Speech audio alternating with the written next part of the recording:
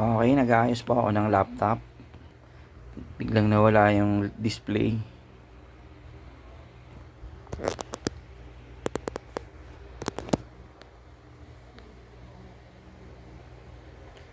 Buti ang sira niya yung wire lang.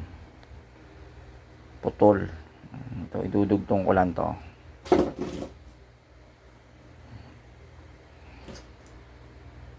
Para may mapaglaruan na yung baby ko.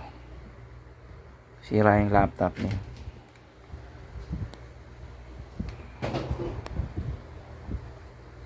Nawala yung display. Walang display. Dudugtong ko lang yung wire.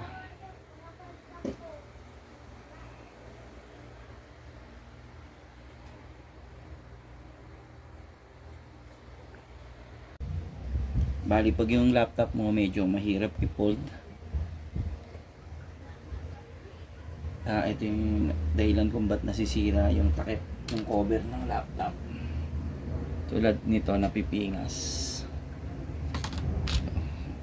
sa sobrang tigas. Napipingas yung ano ng laptop dahil dito mahirap i-fold, pero na-adjust to. Pipihitin mo lang para lumuwag-luwag ng konti para hindi mapingas